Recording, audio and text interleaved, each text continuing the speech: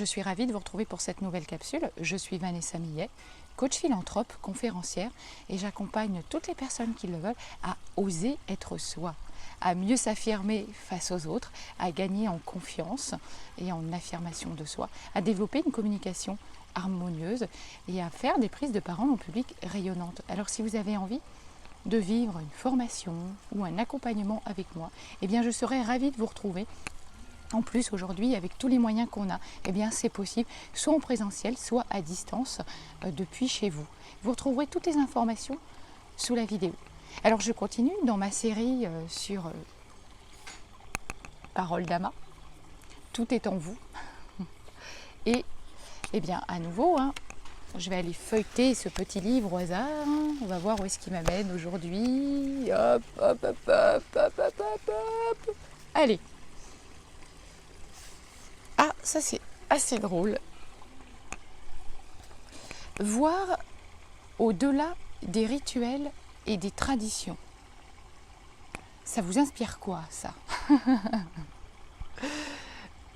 Alors, personnellement, je ne suis pas croyante. Je ne suis pas croyante au sens religieux du terme. Je n'appartiens à aucune religion.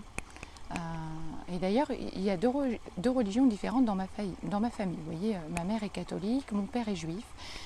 Ils nous ont jamais choisi, pour moi ainsi qu'à mon frère, ils nous ont jamais choisi une religion. Ils nous ont toujours laissé libre de choisir, en fait. Et moi, j'ai pas eu envie de choisir parce que je trouve qu'il y a des choses intéressantes à prendre dans chaque religion. Et je crois plutôt, moi, en une source, en l'énergie, en fait. Ma croyance, elle irait plutôt là. Alors, voyons ce que ça dit. Voir au-delà des rituels et des traditions. Le but de toutes les religions est le même. La purification du cœur humain. Alors ça, j'aime bien, si seulement ça pouvait être vrai. Vaincre notre égoïsme, aimer et servir nos frères humains. S'élever au niveau de la conscience universelle. Ces objectifs sont communs à toutes les religions. L'essence de la religion est d'encourager l'épanouissement de ces valeurs humaines et d'éveiller chez les gens la conscience de leur divinité innée. Les fondateurs de toutes les religions sont parvenus à la réalisation des idéaux les plus nobles et les ont mis en pratique dans leur vie. Mais leurs disciples ont souvent échoué à suivre leur exemple. Au lieu de nous concentrer sur les principes religieux de l'amour et de la compassion, nous accordons la primauté aux rituels extérieurs et aux traditions qui varient selon les religions.